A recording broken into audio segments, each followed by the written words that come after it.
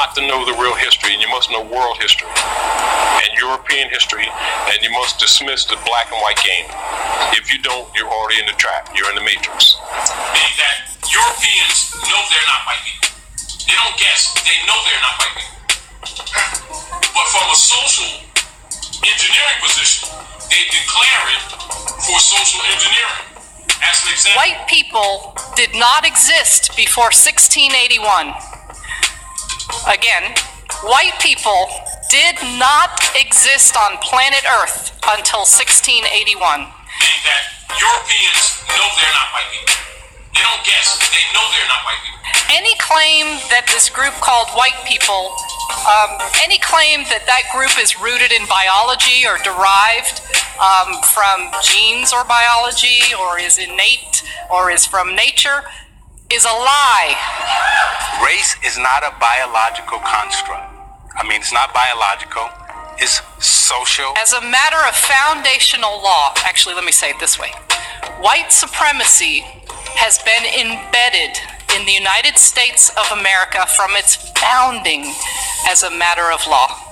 Now, I don't expect you to buy all that, to get all that, to believe all that, at least not now. But my job is to share with you the legal history that proves each of those three claims that I begin with. So let's go. Let's get started. Overseer scholars get this black-white paradigm from. That's totally fictitious. It's for servitude. Are we clear? For instance, like when our people agree to be black people, they come under the Christian black codes that was set up in 1868 when they closed the Freedmen's Bureau. That's an agreement, and those codes apply. That's where your abuse comes from. Because there's no such people. It's a code system for Christian property. Black History Month, you find ridiculous. You're gonna relegate my history to a month? Come on, what do you do with yours? Which month is White History Month? Well, come on. Well, I'm Jewish. I'm Jewish. Meaning that Europeans know they're not white people. They don't guess. They know they're not white people. I'm Jewish. But from a social engineering position, they declare it for social engineering. Okay, which month is Jewish History Month? There is one. Oh, why not? Do you want one? No. I don't either. I don't want a Black History Month. Because a black man is Christian property. That's one of the brands that was created by the Dutch masters to identify property. It's chattel property. It's not a human being. However, if they get you to agree with that, it is a legal status that compromises the natural person and takes them out of the natural status into a status of color. And a status of color in law, for instance, you already know, because we use those words loosely, people of color in terms like that, and we feel pretty comfortable with it because it's commonly used. However, anybody that knows law, and of course it's in operation every day when they're dealing with us. Person of color is an artificial person. What most of our people will tell you is Afrocentricity, wouldn't it? And just because they want to believe that, it doesn't change the fact that it is an artificial person. And when we deal from a human standpoint, not from a racial standpoint, but just from a human standpoint, then we are all equal. There's no black, there's no white. Race is a social construct. It's not biological. W.E.B. Du Bois, who's an historian, race is a social construct, right? Michael Omi, Howard Winnett, my teachers at UC Berkeley, who wrote the book Racial Formation in the USA, said race is a social construct. And for those who choose not to opt into the construct of the social norms of America that we live in, right? If you choose not to participate in the construct, then you have the choice to view and treat each other as human beings. What would happen with the general masses, right? When our people are talking about the social problems in our community, and then we bring up the facts that scholars know it would appear that we're contradicting our brothers in the little clubs, the little Negro groups that are marching and praying and all this other stuff, and they think that we're countering them when we're really trying to bring their degrees up because information is being held back from them. Do you understand what I'm saying? I understand exactly what you're saying. Now, here's my question. On self-identification, as you mentioned, your other question was based on people self-identifying, they claiming to self-identify as being black, right? In light of the fact, and it is a fact, in light of the fact that every social science organization, right, and every anthropological organization, all disavow the racial terms, black, white, non-white, yellow, red, brown, as being totally unscientific and inventions of Europeans for the purpose of perpetual European world dominance under the term white supremacy and manifest destiny.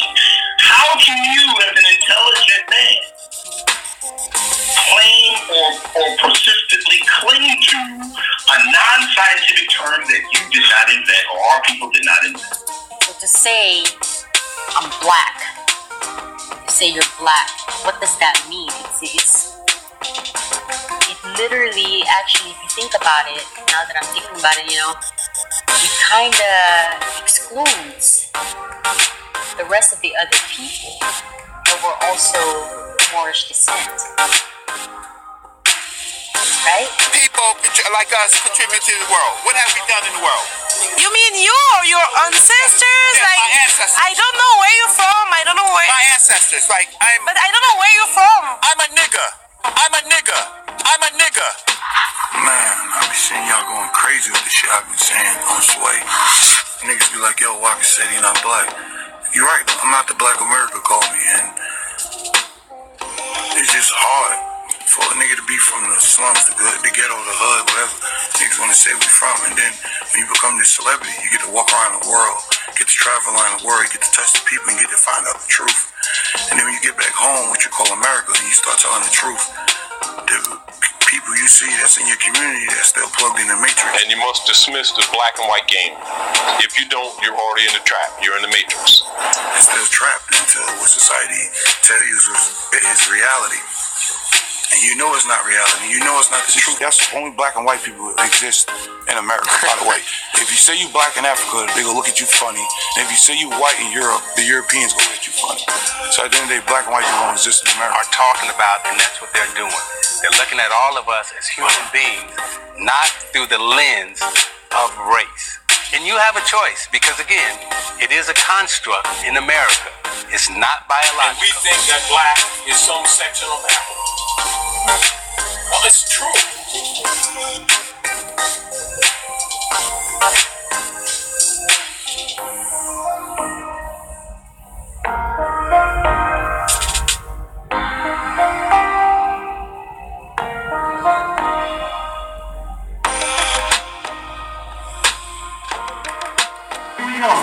Chinese, Russian, Italian, German, Swedish, Korean, Egyptian, Nigerian, black.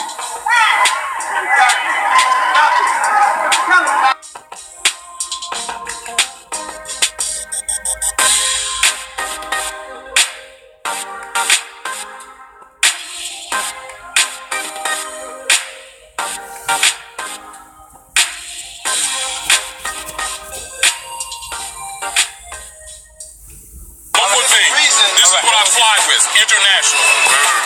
You understand? People, sometimes when I'm on the airports, like for instance, we got a call from brothers from Australia today. I got to respond to that. They're aware.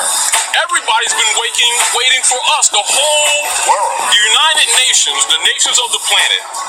Anyone who's a scholar knows that the nations of the world have continuously, for the last 20 years, dealt with the nationality issue of these people in North America that keep insisting on calling themselves black. Dealt with in the Universal Declaration of the Rights of a Child.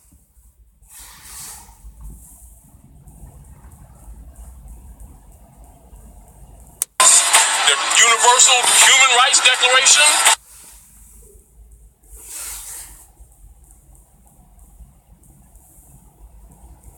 And the rights of indigenous people?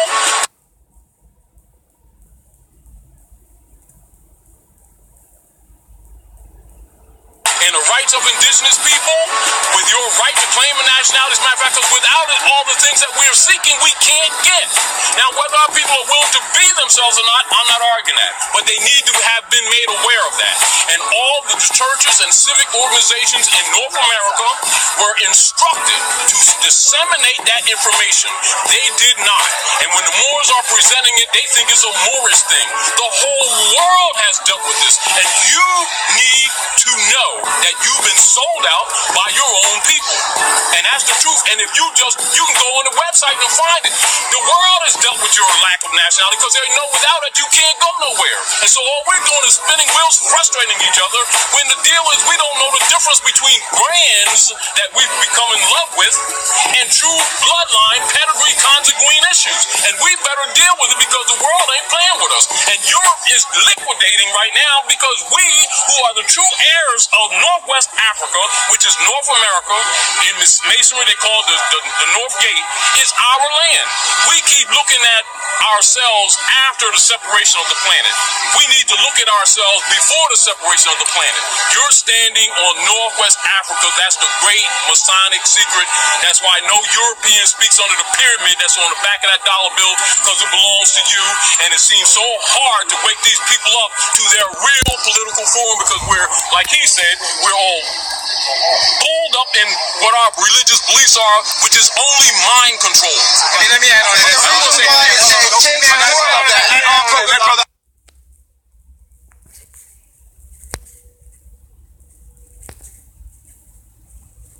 The problem is we started thinking like the colonists to know what drew our label, started dropping it. The problem is we started thinking like the colonists to know what drew our label, started dropping.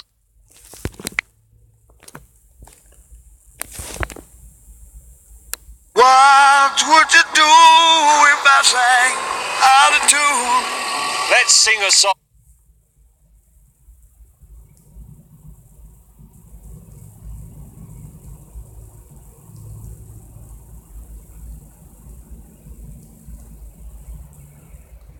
Now, what I'm going to talk about today for the most part are your rights, especially when it comes to things like public service and servant encounters involving traffic stops, sidewalk stops, public building stops, so on and so forth.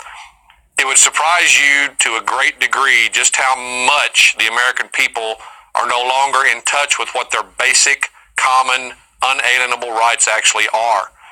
We've been indoctrinated into surrendering them to the state and to those that we judge to be in authority over us for far too long. It's probably one of the biggest reasons for government-controlled schools is simply because this indoctrination process has to be done slowly, because what they're telling us about what we have as far as rights are concerned and how they actually treat us in regard to those rights are very much in contrast and in contradiction to each other. But by doing it slowly over time, the way they're doing it, most people have gotten to the point where they don't even notice any longer that they have been deprived of those rights until it's far too late. This is the transportation script that I wrote and am currently recommending for use whenever you're engaged in any type of public interaction, most appropriately a transportation stop, but it can be used in any situation where you're having to deal with any type of public servant who is attempting to exert some sort of authority over you or your property or something of that nature. So that being said, there's a couple of general rules when it comes to dealing with public officials. One of the things I've got here on the transportation script is it's best for you to memorize as much of the actual questions portion as possible. The instruction portion, don't have to worry about memorizing. You just need to know the basic premise of why the instructions are what they are, so that you can apply them properly to the questions and the context in which you're having to use them. That being said, one of the major rules I stress vehemently to the people in my class is you're no longer in the world of rights and safety. You're in a world of government intolerance of the very people that empower and create it. The government wants you to be its subject, not the other way around. So, Never leave home ever again without some form of recording device with you. Doesn't matter if it's your cell phone, doesn't matter if it's a voice recorder, doesn't matter if it's multiple of either. Don't leave home without something that records. Anytime you find yourself in a situation where you are about to have to deal with a public servant, I don't care if it's someone you've known for years, but you are going to see them in their official capacity as whatever they are, a court clerk, court of record clerk, the county clerk, whatever, you record that encounter. You never know what your public servants are going to attempt to do at any given time anymore. Police officers are being trained to treat us as the enemy. They are first and foremost the ones you have to watch out for. Never talk with a peace officer, police officer, or any other type of officer if you're not recording the encounter. All right, now in the transportation script, you'll notice the yellow highlighted area at the top, the do's and don'ts. These are very important things you need to know. You don't have to memorize these, you just have to know why they exist and what they are for. The first one is, do remember that an officer is required to read you your rights before questioning or searching you if they have placed you in a custodial arrest. Now, one of the things that most people in Texas do not know is that every time you are stopped for an alleged transportation stop, you are already in a custodial arrest. There are many sections of Texas law that make that clear, but the one that will make it the most pointed will be Chapter 543 of the Transportation Code, where it talks specifically about the arresting officer may release the person arrested from custody and so on and so forth. You also have a Texas court case that says very clearly that that arrest that occurs in 543 is a custodial arrest. So they will always tell you, however, that you're not under arrest. They will tell you that you're in a custodial detention. This is a lie. The reason they're doing this is to get you to start talking freely. Because under arrest, you're liable to watch what you say. Under arrest, they have to read you your rights, which is what this is dealing with. If they don't tell you that and you just talk freely, then anything you say can and will be used against you, and you can't get it suppressed later because the court will view it as a voluntary statement. So you need to know immediately that the moment the lights come on in Texas relating to any form of traffic stop, you are already in a custodial arrest, and you need to act accordingly. That being said, when you look at this and you read 543.001 through 009 of the Texas Transportation Code, you will see that that's the case. You'll also see that the reading of your rights is a mandatory requirement that works in your favor unless you're dumb enough to continue to talk after you've been so informed of this. And you can see that under Article 38.22 of the Texas Code of Criminal Procedure. Be aware, however, that the cops almost never read you your rights. Never. Not when they arrest you, not when they search your car, not when they do any of that. And they're required to do it. So, these are the things you need to be aware of. That means anything you say that can be incriminating, like using the 7 deadly sins, or agreeing with the officer that you were driving, or that this is a vehicle, anything you say or do in that regard is a nail in your coffin at trial. Because you're basically admitting that what he's accusing you of, the regulable activity of transportation, is actually applicable to what you're doing to your car and to your actions and to you personally, when in fact it isn't. But because you're so used to these terms that they're using, you simply agree with them. That's your first mistake. So one of my major rules is there's 3 parts to this. You shut up, you keep shutting up, and when you've done that, you shut up some more. Now, we'll get to that in the do's and don'ts in the next one here. Right now, let's finish this up. Oh, keep it back up, please. Okay. Since they never read you your rights and you are in a custodial arrest and the officer is lying to you about the custodial arrest, you need to make sure you know that, okay? You are always in a full-blown custodial arrest. Okay, now pop that other one up. All right. Don't ever answer an officer's questions. There's no requirement for you to answer their questions. I don't care what they tell you. There's no requirement for you to give them anything that they want. Yes, Texas law says you have to give them a license, you have to give them registration, you have to give them proof of insurance. Problem, that's a due process violation.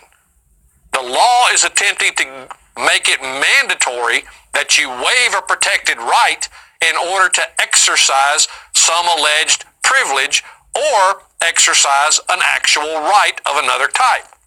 And it can't do that. No law can do that.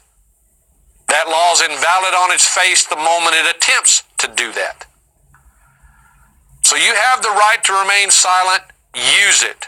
However, remaining silent does not mean become a deaf mute. You still need to talk and you still need to respond in certain ways. It's just not going to be in a way that implicates you or provides them with evidence or information they can use against you. That's what be silent means. Not stop everything. It simply means don't be saying and doing anything that helps them and hurts you. That is the reason why I have a major 3-part rule about everything here, and that is everything that comes out of your mouth has to be directed to one of 3 specific purposes: invoking a right, demanding a right, or protecting a right. If anything you're saying or doing isn't intended to do one of those 3 things, then you're doing the wrong thing. That being said, it simply means, again, to not be a deaf mute, that you are not to provide any information or documents in response to the officer's demands or questions. That means you don't give him a license, you don't give him registration, you don't give him proof of insurance or anything else. All of these will be considered at trial to be a waiver of your protected right to remain silent. It will be considered a waiver of the requirement that they Mirandize you before they seize evidence and statements that they can use against you. And believe me, folks, all of this information can be used against you. It can also be used to further incriminate you. An example being, let's say your birthday was yesterday, and you have a license that you give the officer that says your birthday was yesterday. Can the officer under Texas law charge you for driving without a proper license? Absolutely. It expired yesterday on your birthday. So unbeknownst to you, you provided him with something that he can actually charge you further with. And he's got the actual evidence because you gave it to him. If he demands that, or the prosecutor demands you produce your license at trial so he can show that it was expired on the date the citation was issued, what are you going to do? You're going to have to produce it. You can't have it suppressed because you voluntarily gave it to the officer at the time. You waived your right to remain silent by giving it to him. Same thing goes if you have the wrong or an expired insurance card. Same thing applies with registration, any of it. They can't compel you to waive your right to remain silent and not to self-incriminate in order to meet their requirement of tell me that you have what I want. Because what they want is for you to allow them to get you in that vice of pay us money or we'll come after you for more money. That's what they're after. So, again, the 3 fundamentals. Any information or documents in response to the officer's demands or questions is going to hurt you. Invoke your fundamentally protected right to remain silent and to assistance of counsel, and then simply refuse to waive those rights. How do we do that? Well, you waive it because you complied with the officer's demands. The moment you comply, it's waived. You're done. It's over. You cannot get that back. You cannot ask the information be suppressed because the courts will say you gave it up voluntarily. The foremost thing to remember in these situations is to not engage the officers in idle conversation, dialogue, or chit-chat. Why?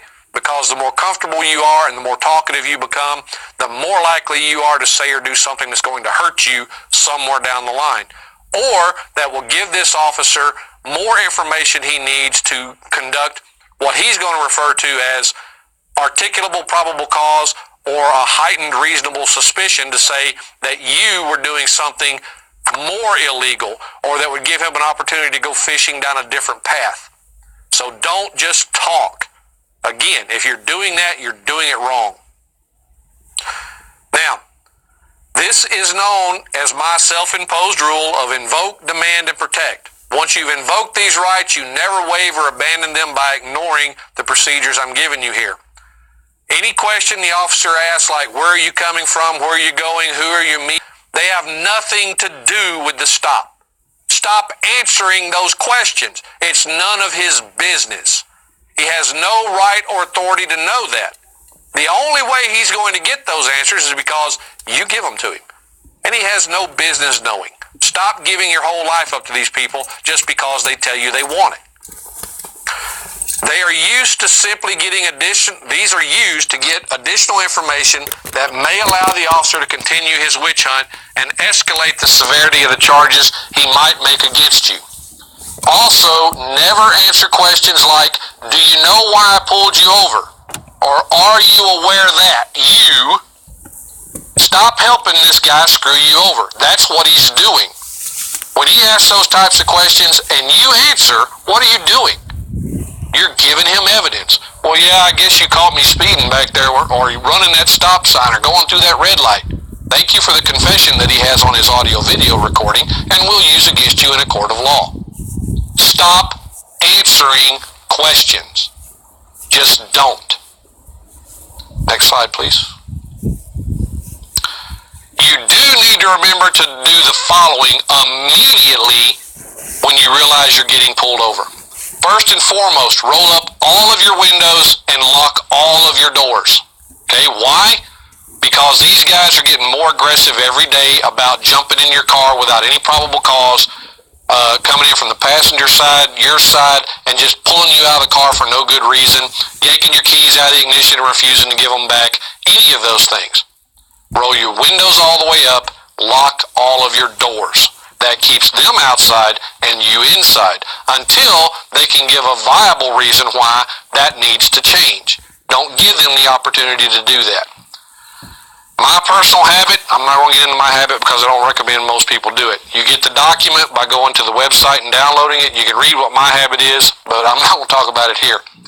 Do remember, however, that my objective here is not to get anyone hurt or injured. You have to use your own judgment as to how far you're willing to press your rights and keep them. That's entirely an individual requirement. You and only you know the situation you're in at the time.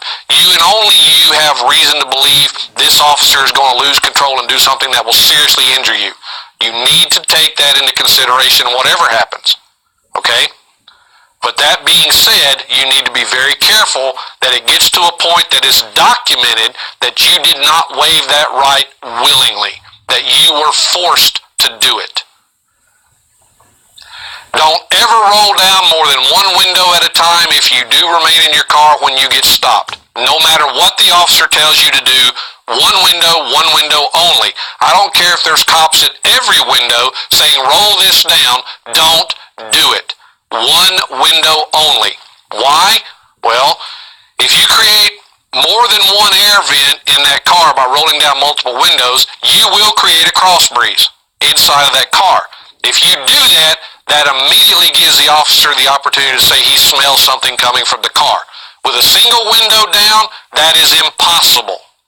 Nothing can exit the car in that manner. There's no wind to blow it out the window for this officer to allegedly smell. So don't ever do that, because the first thing he's going to do when he can't get what he wants one way is he's going to attempt to escalate the stop and get it another. Don't ever roll your one open window down more than 2 and 2.5 inches. Again, no matter what the officer tells you. If he tells you you have to roll your window all the way down, just sit there and say, officer, I like the window where it is. I can hear you just fine. I'm comfortable with it right here. I don't want to roll it all the way down. I'm not going to roll it all the way down. There's no law that requires you to do that. Now be aware that he will get upset by this and he will attempt to threaten you, but he's not at a point yet where he can actually justify anything he does that consists of violence. He can yell, scream, and holler at you all day long, but he can't start trying to break you into everything because you won't roll it all the way down. So just keep that in mind and keep going. Now, when we go forward on this and we look at the next do's and don'ts, Don't ever provide an officer with any documents or other information that they demand. The legal ramifications to your fundamentally protected rights are devastating. Again, everything you give out voluntarily will be considered exactly that, voluntarily. It can be used against you, and there will be no chance of you to have it suppressed because you waive the right to remain silent and not provide that information. Don't ever give your consent to an officer to search your car for any reason. That's just dumb. Don't do it. Without a warrant, they don't have a reason to search your car unless they actually put you in the back of theirs with the intent of taking you to a magistrate, which is where they're supposed to take you, even though they take you directly to jail. You need to be aware that that also is illegal in most states, including Texas, and that you can sue them for false imprisonment when they do that. But that's beyond the scope of this presentation. If you want to know more about that, come to my classes down at Brave New Books, or join Tower of Law when it launches, and you'll get to learn about it online. Now, if you give them consent, here's the potential downside. You are asking for the incriminating evidence to get planted in your car, or evidence that you may not have even known was in your car to be discovered. You could have had a friend in there that got nervous and had a joint in his backpack or his pocket or whatever, and immediately threw it under the front seat when the cop pulled you over. You could have got stopped yesterday by another cop, and you had someone with you that did something similar. And now today you get stopped again and thinking, well, I'm alone, there's nothing in the car, I don't have anything, so yeah, go ahead and search. And you got a joint laying on your front seat that your friend threw there and you knew nothing about. Don't consent to a search that doesn't have a warrant attached to it. Just don't. This is the key reason you don't get out of your car, because they have to have a really good reason, such as actually saying, we're taking you with us, in order to get into that car to perform a search without that warrant. The search incident to arrest requirement that allows them to do it without a warrant, even though you're in a custodial arrest, they're lying to you about that and haven't informed you of that. So if they attempt to search the car at this point, the search can get thrown out and suppressed as being illegal. And they know it. So don't ever give consent to search. Okay, next one. All right, the officer is going to almost always insist you are not under custodial arrest, but rather are simply being detained or a part of an investigative detention. Again, that's a lie. No officer has the authority to simply walk up and demand that you answer questions, produce ID, or provide them with your private information. But they're going to try to do that, okay? So it doesn't matter whether they're doing it verbally, it doesn't matter whether they're demanding you give it to them in the physical form on an ID. They can't just walk up and demand it, and you're not required to give it to them. Be aware that when you won't submit and give them your information, though, their favorite tactic is to start threatening you, and they're going to start trying to say they're going to charge you with failure to identify, which here in Texas is one of their favorites. But the problem is, when you read the failure to identify statute, there's only specific ways to commit that offense. And in either case, in order to charge you for not providing information, the officer is required to have already arrested you for some other type of offense. Failure to identify is not an arrestable offense in and of itself, except in the subpart B, where it gives the requirement that you don't provide false information in a legal detention. But notice the contrast. In a legal detention, you can't give false information, but you can refuse to give any. Whereas in a lawful arrest for some other offense, you shouldn't give false information and don't, but they also, at that point, they say you can't refuse to give them name, address, and date of birth. And that is the only three pieces of information you're required to give. But nowhere are you required to provide that information at any time on a physical form of ID. You don't have to do it with a license. You don't have to do it with a passport. You don't have to do it with any form of physical identification. Verbal is enough, as long as you provide those three pieces of information if you've been lawfully arrested or detained. Now, given that, when you go down a little further on that and you be aware that you don't give them the information, they're going to try to charge you with failure to ID, or they're going to attempt to charge you under, after these following conditions, as I just stated, under the arrest versus the detention, they may try to charge you with obstructing governmental operation as well. Again, you cannot obstruct governmental operation simply by refusing to say anything, nor can you do it by verbally responding or interfering with what they're doing by not being quiet. It has to be some sort of physical interference before you can be charged with that obstruction of governmental operation that they try to use. But they will do anything they can to intimidate you if you let them. You need to maintain a calm, cool, self-composed posture at all times. You want the video evidence to show you never lost self-control.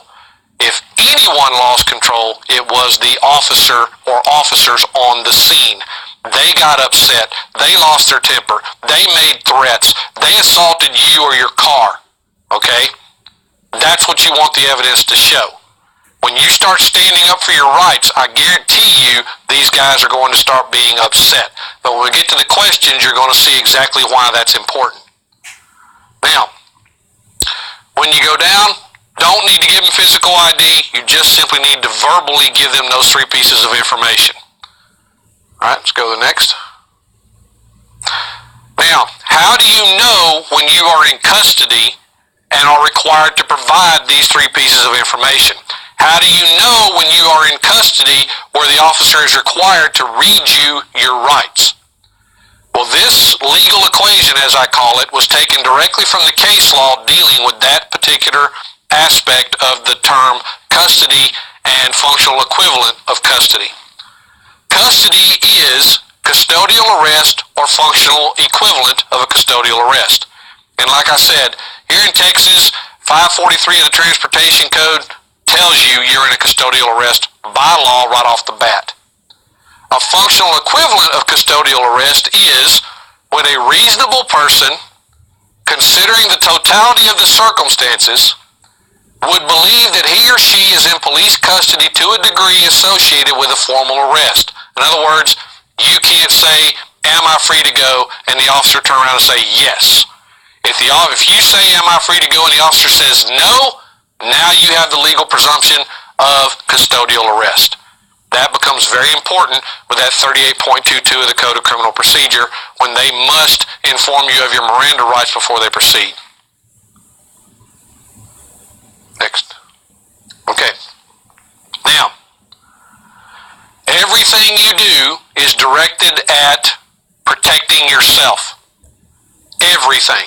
And you need to remember these 2 important factors about any traffic stop.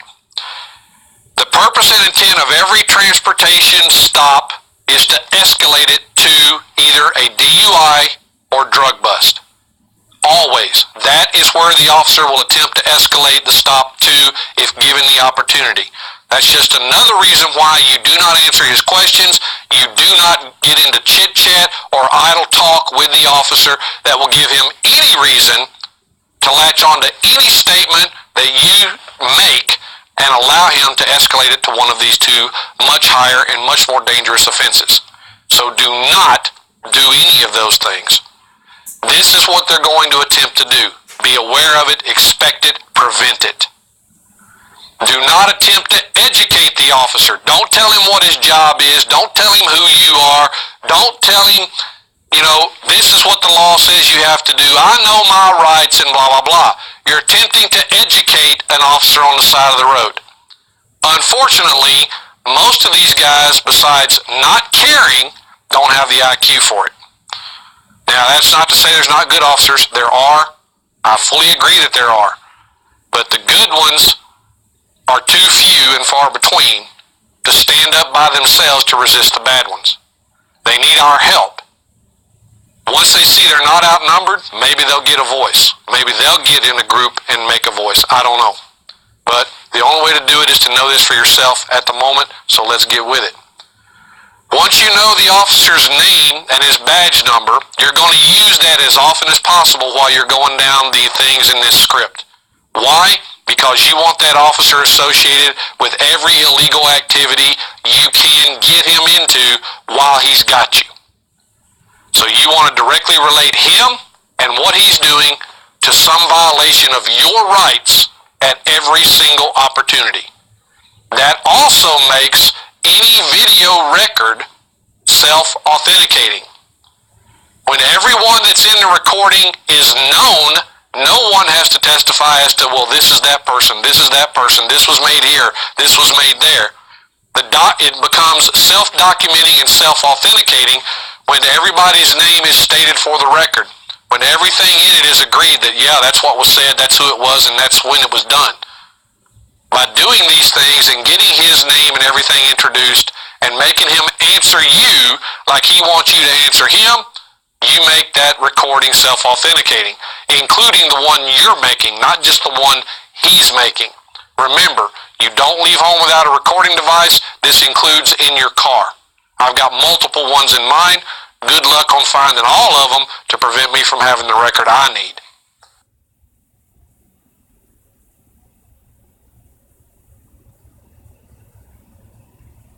Now, again, everything you say is directed at one of the three rules. Invoke, demand, protect. Always. Next slide. Question 1. For the record, may I get your name and badge number, please? This is the first thing you ask when the officer approaches your car window.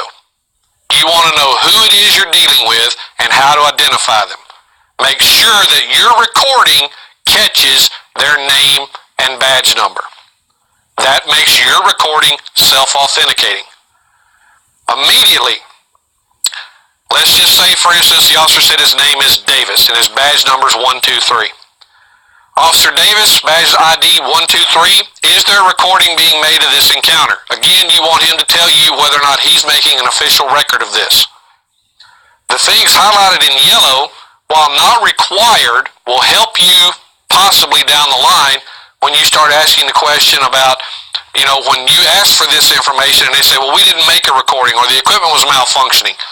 These three things will help you prove that's a lie if you got an answer to them on your recording. So these are optional, but potentially helpful. Officer Davis, badge number 123, what is the emergency and how can I help you?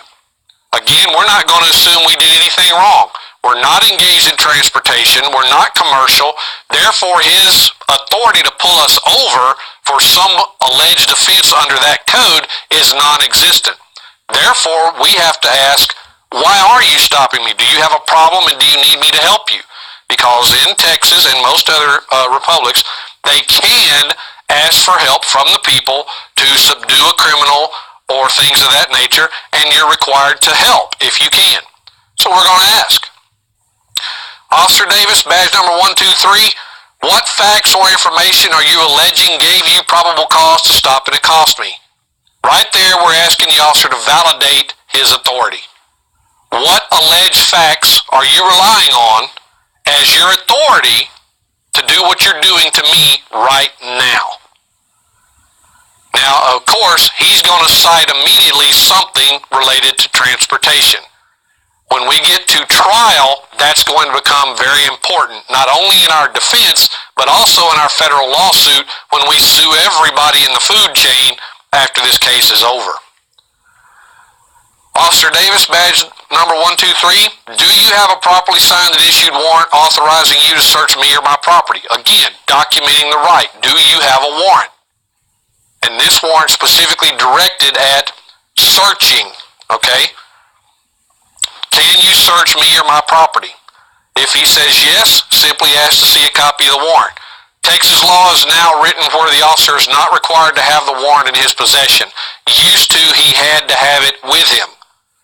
However, even though he doesn't have to have it in his possession, if you demand to see it, he must produce it as soon as is practicable. Once he gets you to jail, if the magistrate sends you to jail, once he brings you into the magistrate, which is where he is supposed to take you first and foremost, but never does. Again, if he takes you directly to jail, you've got a lawsuit for false imprisonment that you can go after him with. I recommend you do that. Officer Davis, badge number 123, do you have a properly signed and issued warrant of arrest that accurately describes or names me as the person to be arrested? Again, you're going to arrest me, where's your warrant? Okay? Your warrant either has to state me by name or description as the person it applies to. Where is it? Again, if he has it, ask to see it. If he doesn't give it to you right then, he's required by law to still produce it as soon as practicable. For the record, I am not operating in a for-hire capacity by engaging in any form of transportation or other commercial use of the highways.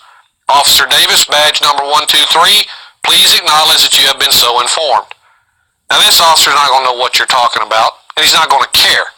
He may refuse to answer and so on and so forth. However, you want an answer to every question you ask. When they don't answer, do what they do. Keep repeating the question till they respond.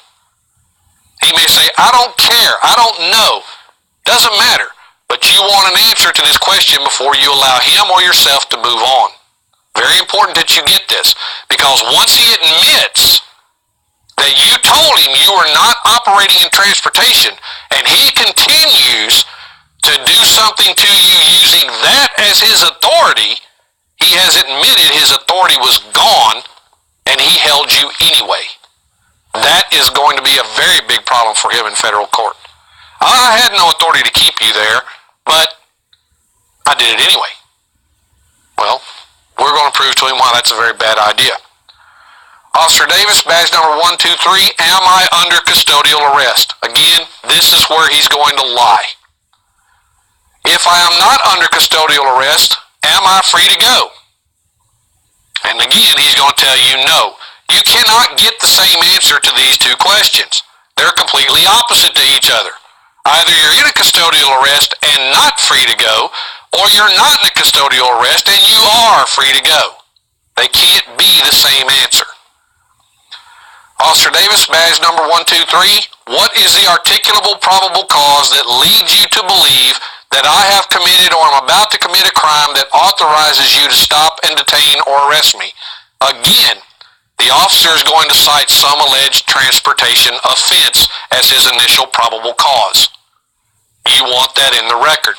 He's already admitted up here that you told him you were not in transportation, and now right here he's saying, but that's still what I'm going to use as my authority to accost you or do anything else to you. For the record, Officer Davis, badge number 123, in order to protect my rights and not waive any by error or accident, I wish to clarify my legal understanding of the situation. You said that I am not free to go, so I must conclude that I am in a custodial arrest and not simply an investigative detention. Therefore, I am invoking all of my fundamentally protected rights, including my right to remain silent and my right to assistance of counsel. From this point forward, I do not consent to providing you with any information or documents that could or will be used against me in a court of law or to possibly incriminate me. So please do not ask me to produce anything and give it to you.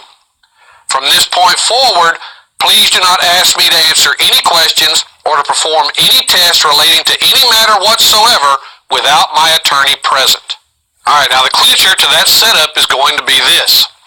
Officer Davis, badge number 123, do you intend to harm, injure, or punish me by any method of assault, arrest, and or incarceration because I have invoked these fundamentally protected rights? Now that's going to create an immediate problem for the officer. Understand this, when you refuse to produce the demanded documents or to answer any questions, the officer is going to begin to get upset and continuously state the following. The law requires that you produce a driver's license and other information on demand of a law enforcement officer. Well, again, they're also prone to falsely accusing you of obstructing or interfering with a public duty or officer or just outright threatening to commit acts of violence against you and your property. Don't fall for the intimidation tactic. That's what this is. Invoking and refusing to waive your fundamental rights is not and cannot be converted into a crime. And if they do arrest and charge you falsely for interfering or obstructing, then you get to sue everybody. Why? Because they just punished you for invoking those protected rights. They're doing what they're doing because you invoked the right not to let them. But the moment you waive that right, you won't get it back. And you need to keep that in mind.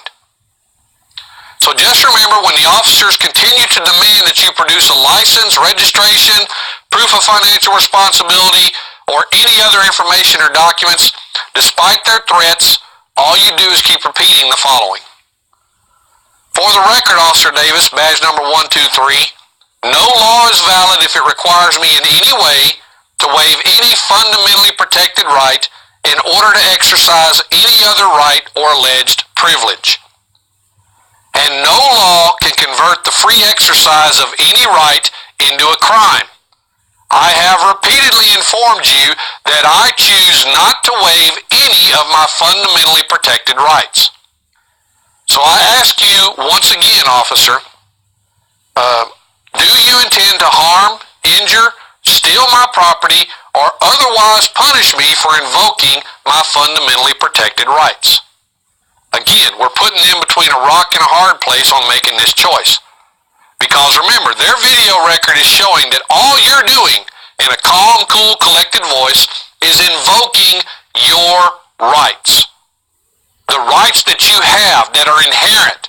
They're not constitutional rights. They're not civil rights. They are unalienable, inherent rights. And he can't have them unless you give them away. So don't. If he's going to harm you, he's going to do it anyway. If he's going to threaten you, he's going to do it anyway. Keep that to a minimum whenever possible. But don't waive your rights until you can prove that the only reason you waived them was because of the threat of violence against you or your property. Okay? That's very, very necessary. The courts will give them every possible opportunity to escape if you assist them in any way. So don't. Now, warning.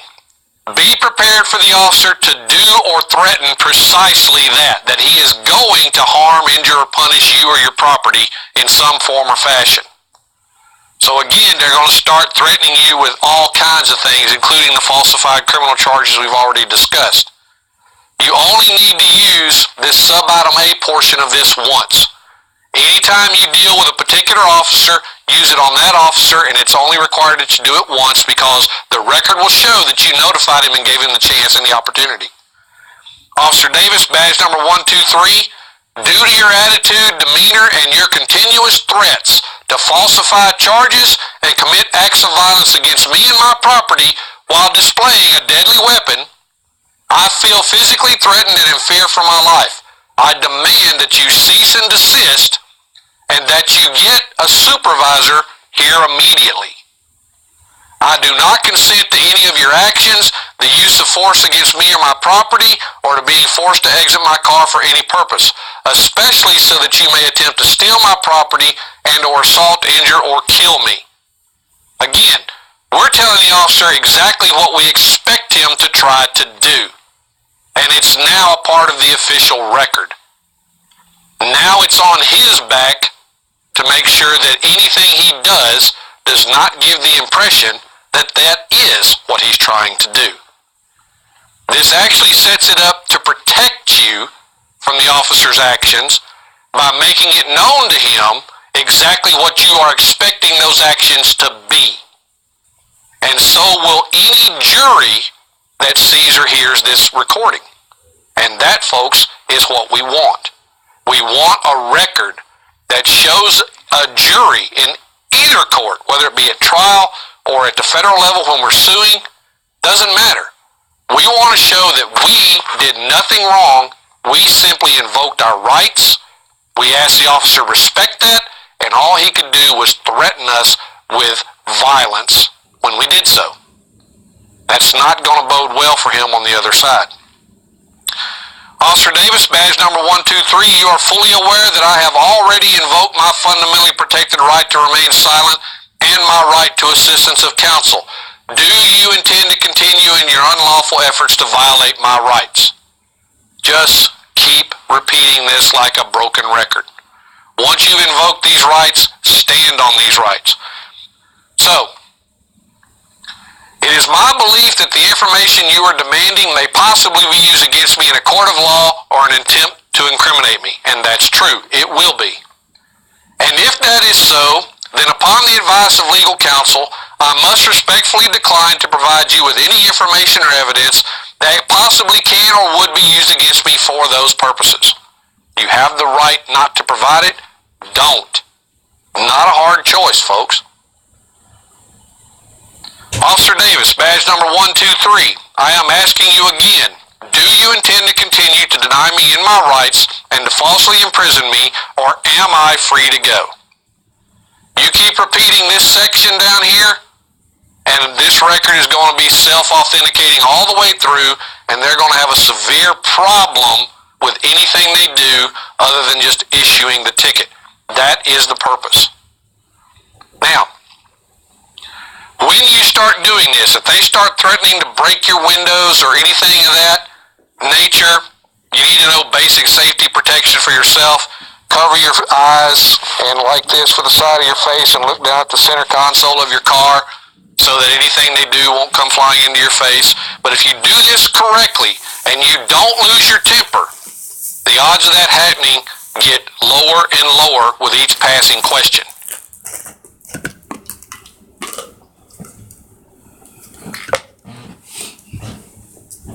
When you are in that car, it is very important that you do not put your face against that 2 to 2.5 inch crack you have on the window. Don't turn and speak directly through it. Don't speak directly into the officer's face. Don't roll your window down any further than the 2 to 2.5 inches. When you talk, you can do it in this manner. Whatever you got to do, tilt your head up, but don't speak directly into the crack or anything else. And here is why. The officer is then going to attempt to escalate this by making false allegations. He's going to say he smelled drugs, he smelled alcohol, anything and everything to give him the grounds to come after you, since he can't do anything more with the transportation stop. You've blocked him at every turn. He wants that DUI or drug bust. That's what he wants. Don't give it to him.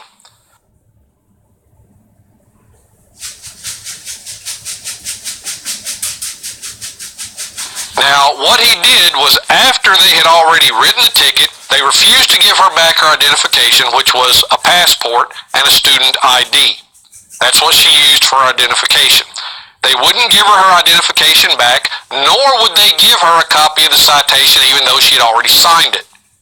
They held her there for another 48 minutes trying to get her to get out of the car by doing the following. What they did was illegal. But if you don't know how to respond immediately to what they do right here, this video is no longer going to be helpful to you in a court of law. It's going to be hurtful. Why? Because the officer has made an allegation regarding a potential offense that you have failed to rebut the moment it was made.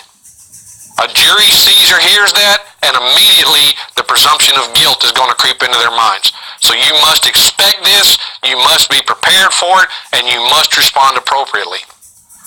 The moment the officer says something of one of these two things here, sir, ma'am, I smell alcohol or marijuana and I'm going to have to ask you to step out of the vehicle.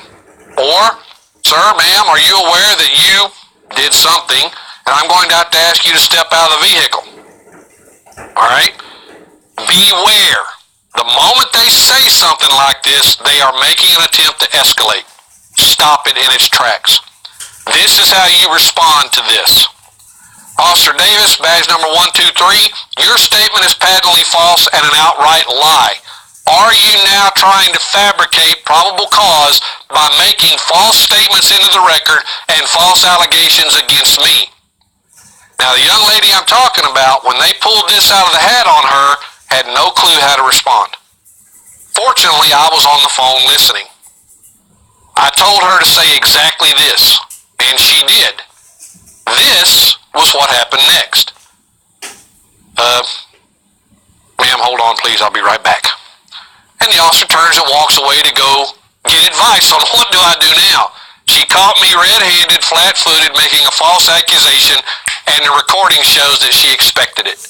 Her response was too quick not to expect it. But I'm practiced at this. I know how this works. So having me on the phone with her prevented what would have otherwise been a possible bad outcome for her. Now, this officer walks away for several minutes.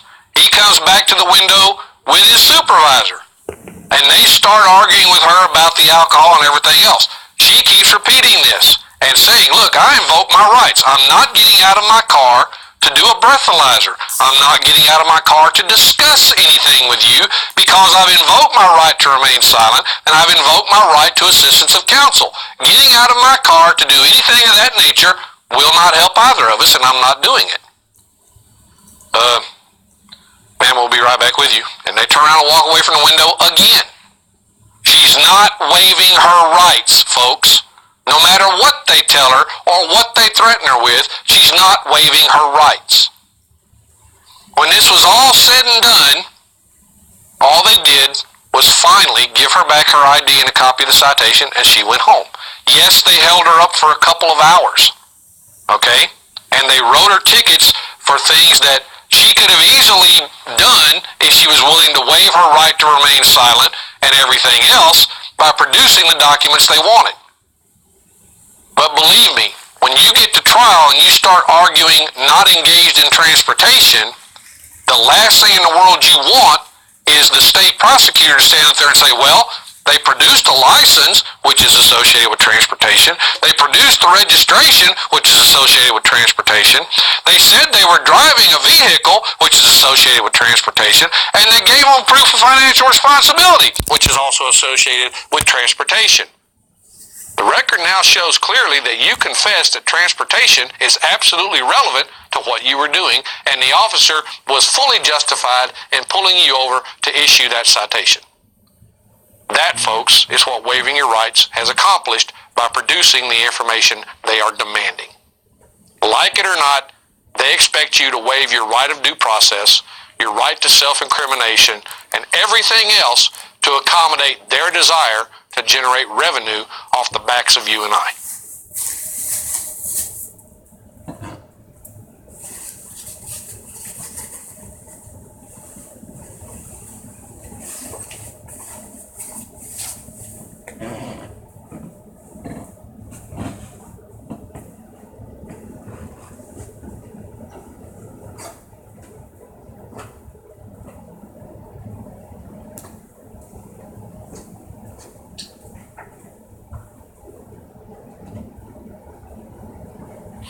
I was invited to give you a taste of a typical law school classroom experience here today, and I thought I would take advantage of this opportunity to do something that's been on my mind for a while.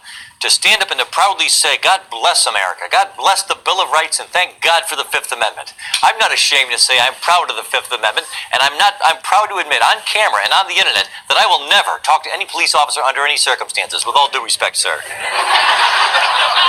I'm doing something really extraordinary here today, something you'll almost never see another law professor do as long as you live. I'm really putting myself on the spot here. This was my idea. By my invitation, I have given up half of my time, approximately. I'm giving equal time and the last word to an expert who really knows something about what I'll be talking about. So I'm opening myself up to the possibility that he will contradict me. I was a criminal defense attorney when I was in private practice. So I want to make sure, in fairness to you, if I'm misleading you or giving you a slanted or one-sided presentation, you'll be able to get the last word from somebody else. I'm sure he'll have a lot to teach all of us, including myself. The Fifth Amendment to the United States Constitution provides, no person shall be compelled in any criminal case to be a witness against himself. And this unfortunate amendment has gotten a bad rap in recent times, much of it tragically and unnecessarily through, as you may have heard, the headlines.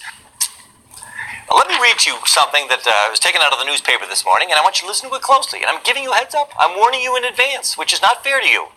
Not fair to me, but I'm giving you a warning that I'll be quizzing you on this in just a few minutes. This will test your aptitude for legal study and legal practice. Listen closely, it won't take long. Last night, agents of the Norfolk Police Department found 3 victims of an apparent murder dead in an apartment in the East Ocean View area. The apparent victims of a gangland-style slaying, and possibly the victims of gang-related violence. The police are investigating this as a possible murder and suicide, but right now suspect that the 3 were all killed by the same individual. No suspects have yet been identified in the slaying, but veteran police detective George Brook has confirmed that police are following up on evidence pointing to the possible involvement of an off-duty naval officer as the perpetrator. The bodies, which were found by the apartment manager at about 8 o'clock in the morning, appear to have been slain sometime earlier in the same evening, probably sometime between midnight and 2 o'clock in the morning. That's it. Those are all the facts I'll ask you to remember, and it won't be for very long either. Let's see how well you do. I'll be quizzing you in just a few minutes. Now, here's the easiest question you'll ever get from a client in all the days of your life. Question, hey, the police are here. They want to talk to me. What should I do? Well, I could give you my answer to that question in case you haven't already guessed it, but why don't we go to a real expert? Justice Robert Jackson, a prosecutor's prosecutor. Like me, he began his private practice in Buffalo, New York, years before I did. And after that, he served as general counsel for the Bureau of Internal Revenue, the U.S. Department of Treasury, the Security and Exchange Commission, Assistant U.S. Attorney General for the Tax Division, later the Solicitor General and the Attorney General of the United States, and then the Chief U.S. Prosecutor for the Nuremberg trials. That's an impressive resume. Years later, when he was a justice on the Supreme Court, Justice Jackson stated, quote, any lawyer worth his salt, today we would say his or her, will tell the suspect, his client, in no uncertain terms to make no statement to the police under any circumstances. There's the title of my talk. I'm here to explain to you the surprising and somewhat counterintuitive and admittedly unlikely reasons why Justice Jackson was right. I'm reminded of this because I'm amazed. We're all amazed by the frequency with which we see newspaper articles coming out all the time from people who really ought to know better, who say, well, I'll talk to the police. I mean, after all, I'm a senator. I'm O.J. Simpson. I'm an experienced, highly polished individual. I've got a lot of experience with public relations, even criminal defense attorneys. There was a local news story here in the Virginia Pilot just a couple of months ago about an experienced criminal defense lawyer who ended up getting convicted of criminal assault because he talked to the police. He was accused of having assaulted another attorney in the hallway.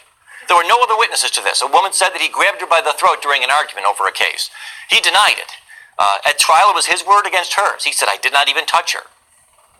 But unfortunately for him, when the police had approached him earlier and said, would you be willing to answer some questions? He said, sure, why not? I'm an attorney. I'm a criminal defense attorney. I'm savvy. I'm sophisticated. I've got oratorical prowess. I'm accustomed to dealing with the police, by all means. And then there was a conversation that was not recorded.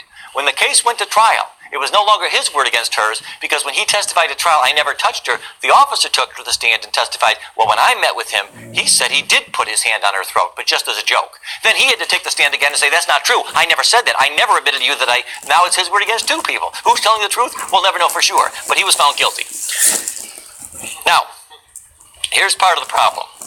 The heart of the problem, as Justice Breyer on the U.S. Supreme Court explained in 1998, is, quote, the complexity of modern federal criminal law codified in several thousand sections of the United States Code, and the virtually infinite variety of factual circumstances that might trigger an investigation into a possible violation of the law, make it difficult for anyone to know in advance just when a particular set of statements might later appear to a prosecutor to be relevant to some investigation. One expert on criminal law recently noted that estimates of the current size of the body of federal criminal law vary, although it has been reported that the Congressional Research Service can no longer even count the current number of federal crimes. That's right, even the federal government has lost count.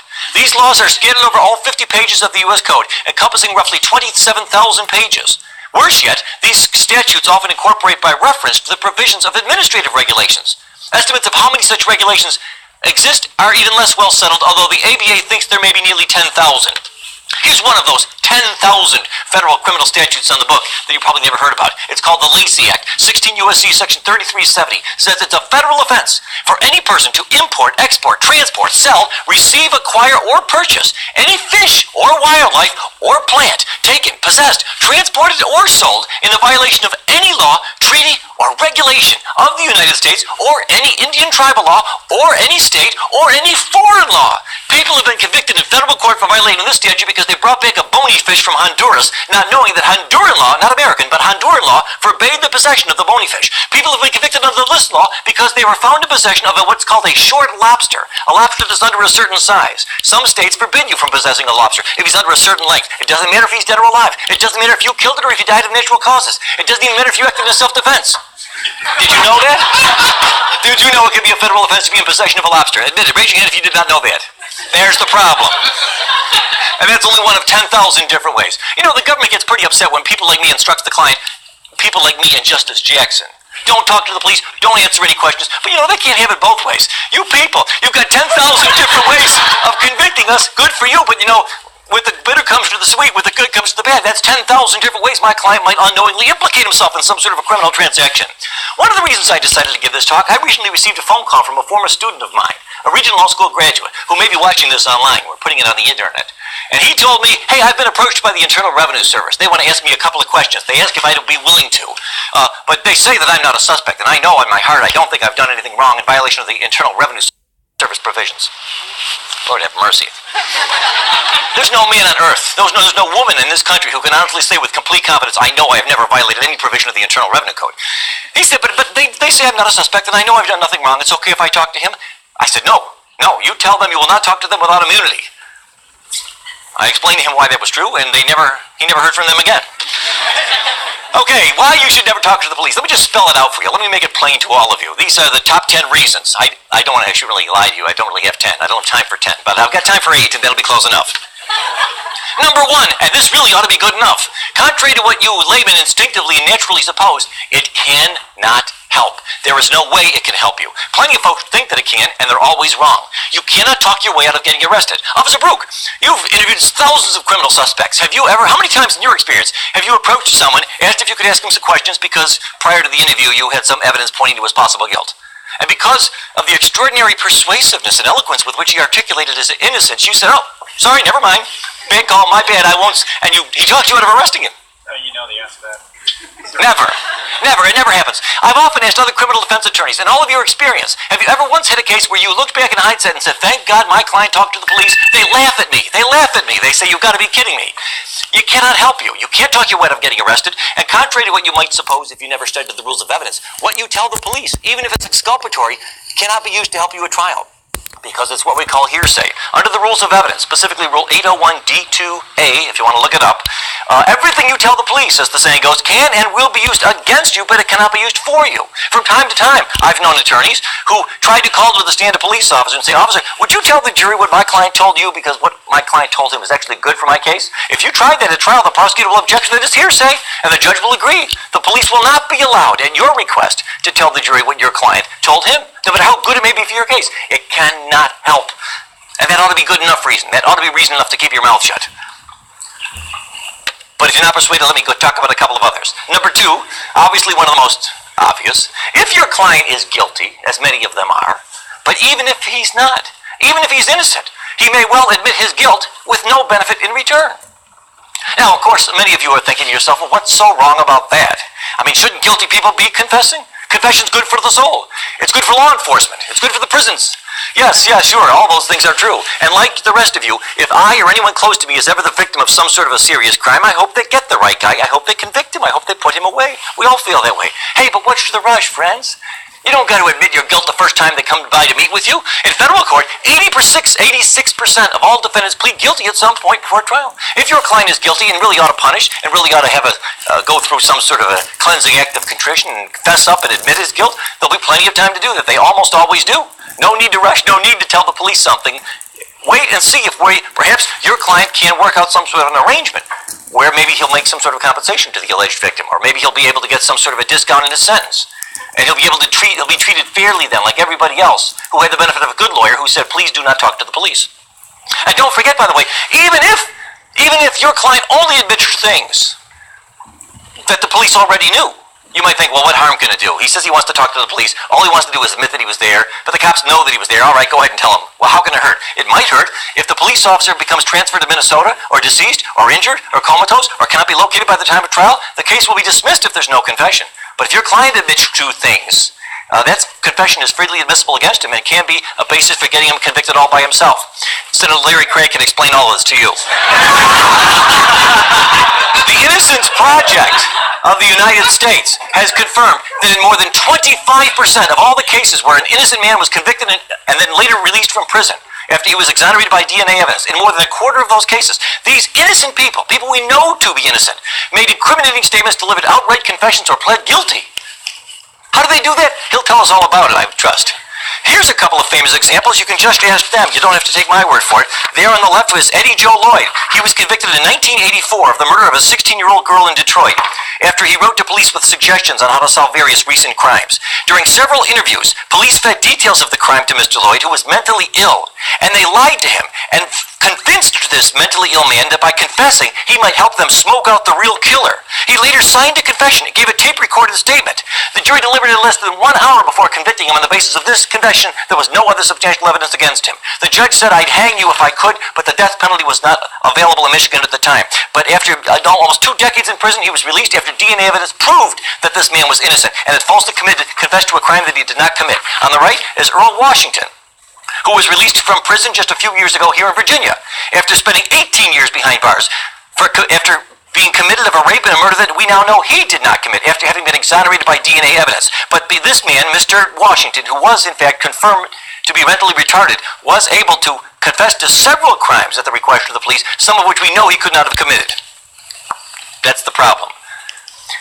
Some of you are thinking to yourself, well, none of this concerns me because I'm not guilty of anything and I never will be and I will never represent people who do. Okay. Let's talk to you people. You innocent folks. Those of you who have never committed a crime and never will, and none of your clients will either. And you wouldn't go out with a girl who did. Fine. You better not talk to the police either. Okay? Because number 3, we'll put the guilty behind us. Forget about them. Let's talk about innocent people. Number 3, even if your client is innocent and he denies his guilt and almost entirely tells the truth, odds are good he will easily get carried away and tell some little lie or make some little mistake that will hang him.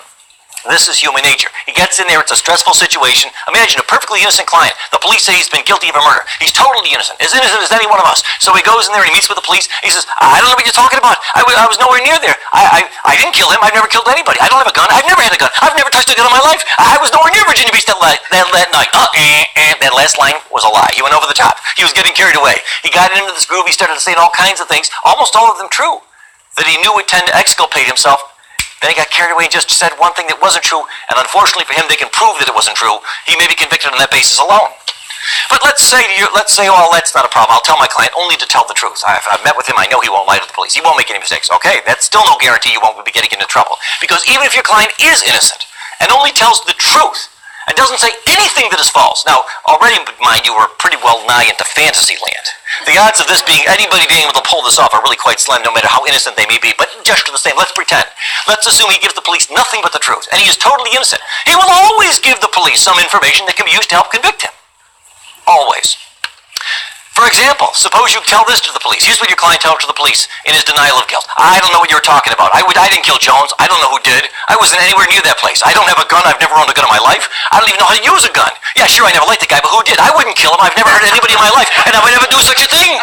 Let's suppose every word of that is true. 100% of it is true. What will the jury hear at trial? Officer Brook, was there anything about this, your interrogation, your interview with the suspect that made you concerned that he might be the right one? Yes, there was. He confessed to me that he never liked the guy. And then the prosecutor will put that up in big letters, and he'll say, ladies and gentlemen of the jury, it's pretty clear that we've got the right guy here. We've proven that he was in Virginia Beach that night. That's opportunity. And remember, Officer Brook admitted that after extended questioning, he was finally able to get the defendant to admit that he never liked the guy. There's your motive. Motive plus opportunity. Wham, bam. Please. But juries eat it up. And innocent people get convicted this way sometimes. How often? Hopefully not too often, but we know what happens. The United States Supreme Court, don't take my word for this. In Ohio versus Minor, the Supreme Court of the United States said, quote, one of the Fifth Amendment's basic functions is to protect innocent men who otherwise might be ensnared by ambiguous circumstances. Truthful responses of an innocent witness, as well as those of a wrongdoer, may provide the government with incriminating evidence from the speaker's own mouth. See, it's not just some criminal defense attorney telling you this. Even the Supreme Court says I'm right. Under the facts of that case, by the way, in Ohio versus Reiner, a child tragically was died, apparently the result of shaken baby syndrome. Question was who had shaken this baby to death. And one of the possible suspects was a babysitter who had spent some time with the child that week. The babysitter's story was, I don't know what you're talking about. I did not kill the child. I did not see it happen. I don't know who shook the baby. It was never me. I never did anything of any violent nature to the child. The Ohio State Court said, well, you've got no Fifth Amendment privilege. You, by your own admission, told the investigators that you've done nothing wrong, that you were not involved, so obviously your answers can't incriminate you. The United States Supreme Court reversed and said, well, that's not true. Even though this babysitter denies shaking the child, denies seeing the child die, denies knowing how the child died, this babysitter, by her own admission, apparently the government wanted to ask whether the babysitter might have been with the child at some point that week, during the week prior to the death. And that answer, although by itself not sufficient to convict anybody, could help convict her. That means she's got a Fifth Amendment right to refuse to answer to the question the court held, because it could be used to help convict. Ullman versus United States, the Supreme Court said, more than 50 years ago, eerily prophetic. They said too many Americans, even those who should be better advised, view this privilege as a shelter for wrongdoers. They too readily assume that those who invoke it are either guilty of crime or commit perjury in claiming the privilege. That's not true, and it never has been. But it gets worse. Can it get worse? It can. Number 5. Even if your client is innocent and only tells you the truth and does not tell the police anything incriminating, which, by the way, is almost impossible to pull this off. I mean, imagine talking to the police for 2, 3, 4 hours, and somebody like him can't somehow manage to extract from you something that could be used to help convict you. That would be extraordinary. I don't think anybody's pulled it off. But even if you could pull it off, there's still a grave chance that his answers can and will be used to crucify you in a court of law if the police, no offense, don't recall his testimony with 100% accuracy. All right, now this brings us back to that pop quiz I warned you about. I told you earlier, remember, it's only been a few minutes, and you weren't up all night, and you weren't the subject of physical duress. You were in the relaxed setting of a classroom here. You were given heads up, advance notice that you would be quizzed on this. Question. We'll start with a couple of easy ones. Remember that article I read you about that? How many people did the police find shot to death last night at that Ocean View apartment that I told you about? A, 1, B, 2, C, 3, D, 4. Who says A? B. C. Get this, so get that with the camera. Show us, move that camera out. Look how many hands we've got there for C. Okay, D. You're all wrong. Everybody who raised their hand, you are the kind of people who should never talk to the police under any circumstances for as long as you live. Why is C not the right answer, by the way? If you know, raise your hand. Yes? Because you didn't state the cause of death. Excellent. I didn't say anybody was shot. I didn't say gun, bullet, shooting, firearms. Didn't use any of those words. But I don't blame you if you thought that I did. This is the way the human mind works. We hear things, we fill in details. I said gangland style slaying. That may or may not imply something, but it doesn't mean that anybody was shot. And that's the problem. You see, even if your client is innocent and only tells the truth and doesn't tell them anything incriminating, and his statement is videotaped, his answers can be used to crucify him. You might say, wait, how can that happen?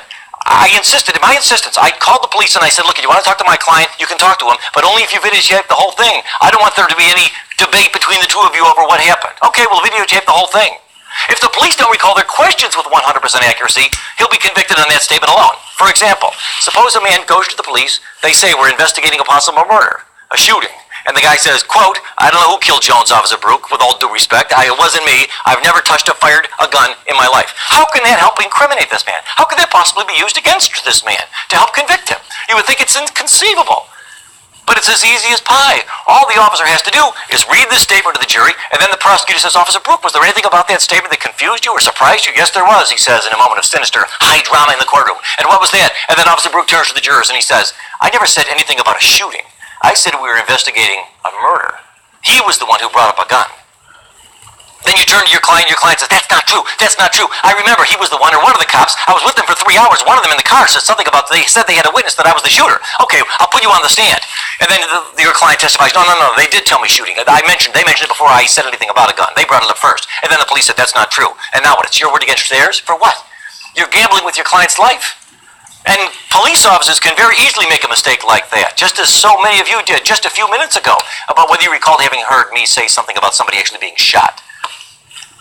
Police make mistakes, innocently, inadvertently, unintentionally. Any statement, no matter how exculpatory it may seem on its face, can be used to crucify you all by itself if the police are either willing to lie, not likely, or if they just have an innocent misrecollection of the details as to what they did and did not tell you before you told them what you said. All of these, by the way, all of these problems disappear if you take Justice Jackson's advice and say, thank you very much, officer, but no thanks. How about this one? Here we go. Now, here's the most surprising of all. I've saved the most surprising one for last. Let's suppose you've got the following scenario. Your client's thinking about talking to the police. He says, I've got nothing to hide. They think that I killed somebody in Virginia Beach last night. Well, and this is what your client tells you in confidence. I don't know who robbed that store. It wasn't me. In fact, I've got a pretty good alibi. I wasn't even in Virginia Beach last night. I was 4 hours away visiting my mother in the Outer Banks. Unfortunately, no, I did not pay for gas with a credit card. I used cash, and so I've got no witnesses that can prove I was there except my word, and of course Mama, for what that's worth, which is nothing. So your client says, so the police want to talk to me, and I want to seem cooperative, so what I'll do is I'll tell them that I was in the Outer Banks last night. Now, there's nothing on its face incriminating about any of that. Let's assume, by the way, that you believe with all your doubt, you've given your client a polygraph exam. You've known him for years. You've been going to the same Bible study for 30 years. You know beyond a shadow of a doubt that he's telling you the truth. And he's not admitting anything. He's not admitting motive. He's not admitting opportunity. He's not admitting that he was there.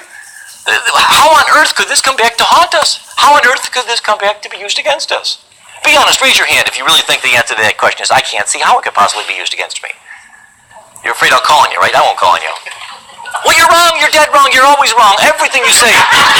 Every time you talk to the police, you will regret it.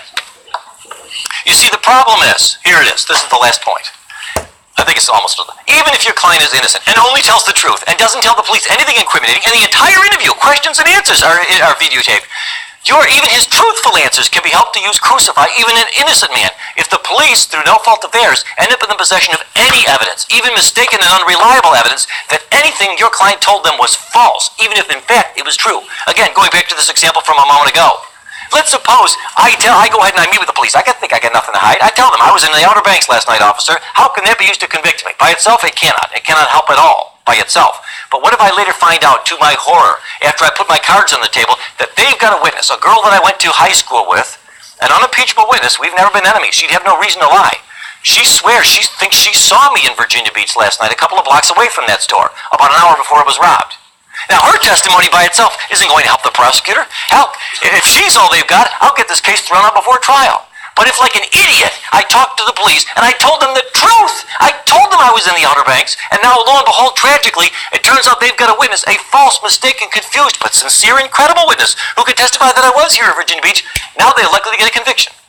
Because what they'll do, I've just turn this cop and this woman into the government star witnesses. They'll put Officer Brooke on to testify about how my client lied to him about being in the Outer Banks, and then they'll put on this girl who otherwise would have not even helped with their case at all, who will testify, no, that's not true, that was a lie. I saw Mr. Dwayne's client here in Virginia an hour before the robbery, not so far from the store.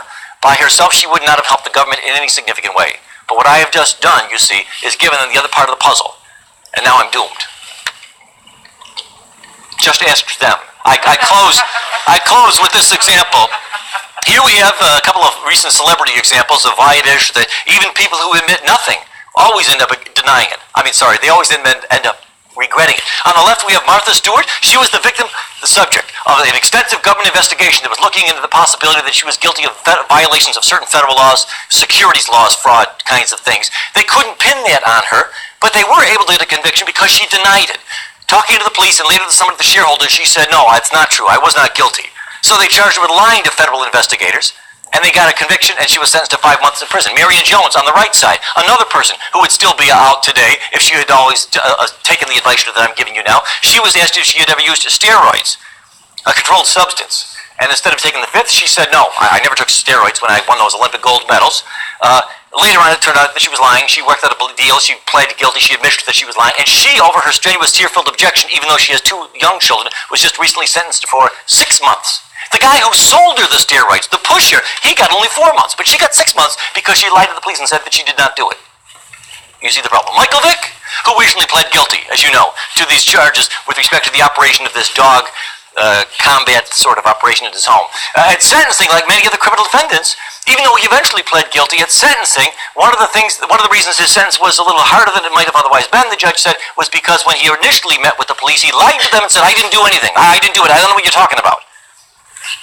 Even guilty people, but not only guilty people, will always end up regretting talking to the police. So, my advice to you, Justice Jackson was right.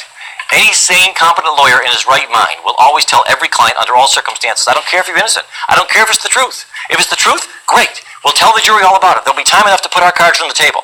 But before we get there, I haven't seen yet what the police got. They may have mistaken and confused witnesses who will contradict even the truthful stuff that you say. We have no way to know, no way to predict whether the information that you give them, even if truthful and reliable, will end up unwittingly dispelling our demise. So keep your mouth shut. Don't answer any questions. Let's take the fifth. You'll be glad that you did. God bless America. God bless the Bill of Rights and the geniuses who bequeathed it to us. But now, in fairness, I give equal time, or what's left of equal time, to a police officer who will explain to the extent to which, if any, he agrees or disagrees with anything I've got to say. I have no idea to know what he's going to say, but it'll be interesting. Here, let me give him the microphone. Let's give him a hand. Officer George Brooke, the Virginia Beach Police Department.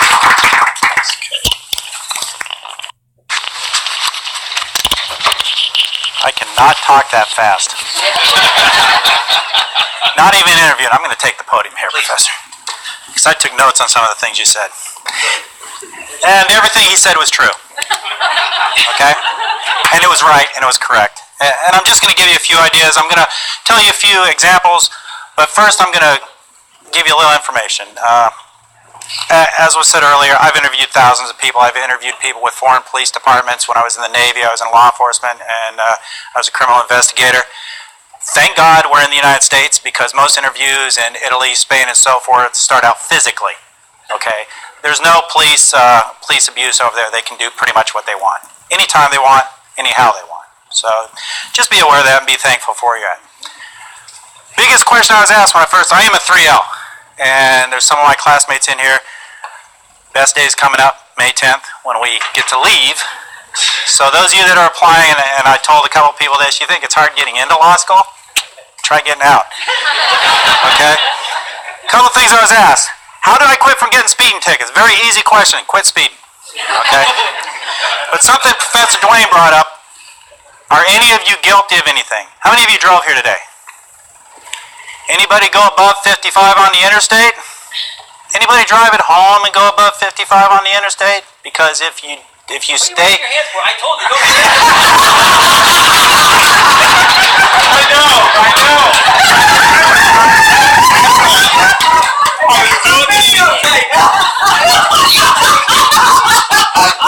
intentionally. And there you go. And people are inherently honest, and that's their biggest downfall. Okay, they really are.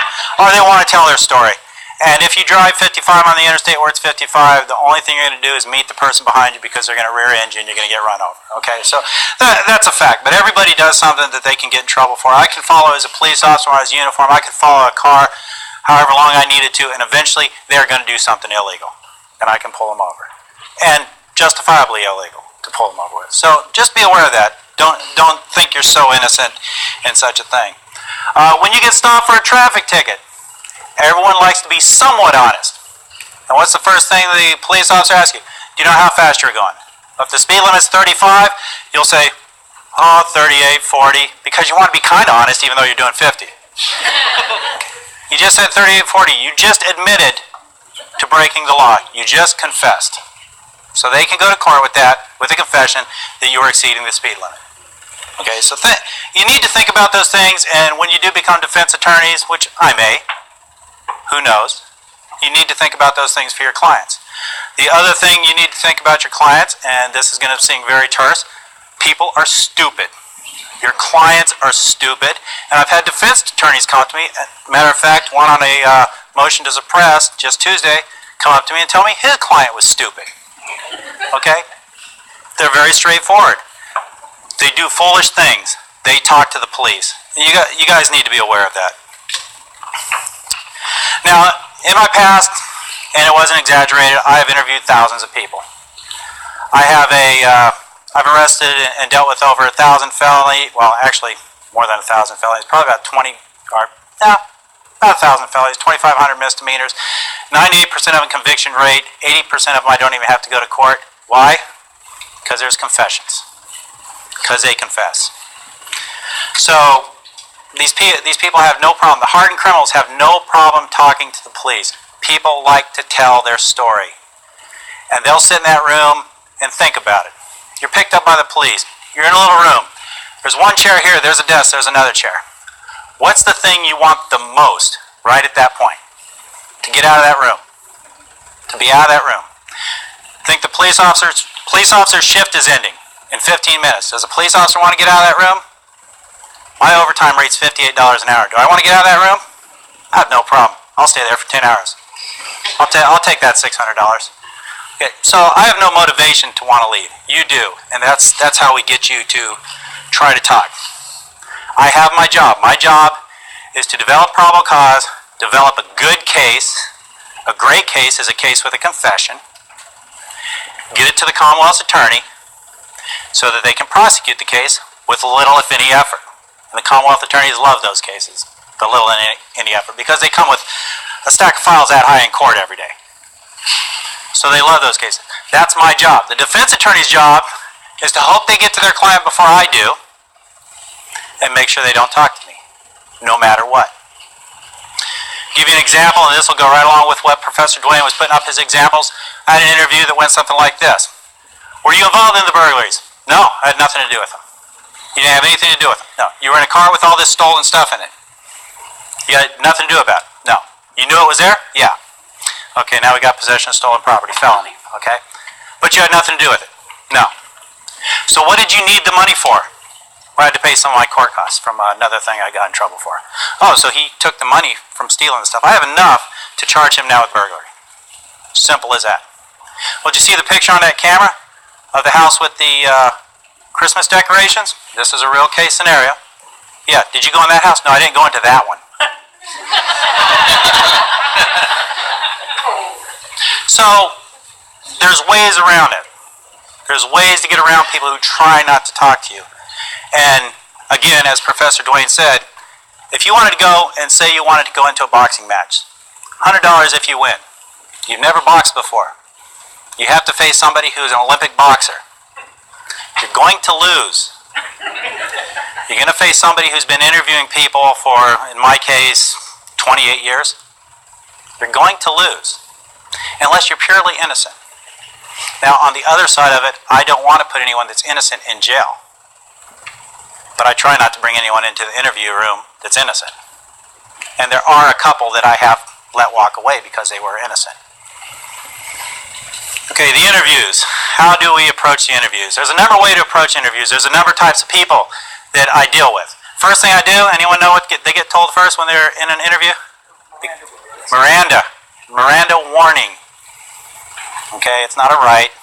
You don't have a right to Miranda. Those rights have always been there. It's called the Constitution. You're just teaching, you're doing a real quick class on the Constitution for these people. Usually they don't listen to it.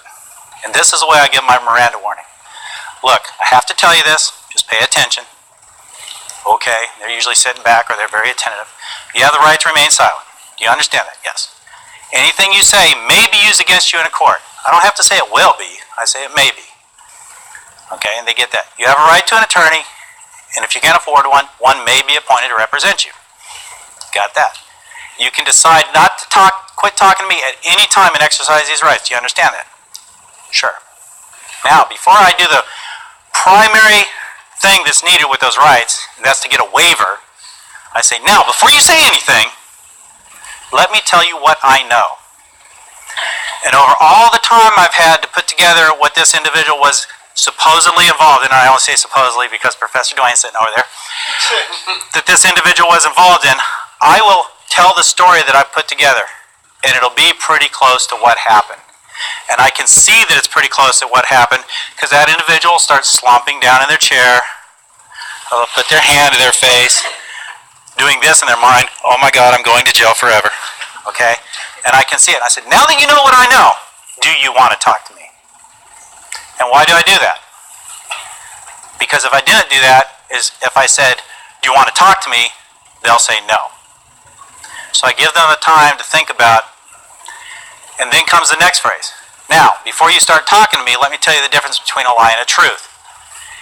If you lie to me, and I get before the judge, and I tell the judge that you were dishonest with me, that's just not going to make him happy. But if I get before the judge and tell him you're honest, straightforward, willing to take responsibility for your actions, that is going to help you. That's not a lie, though. That is true. In Virginia Beach courts, it will help them.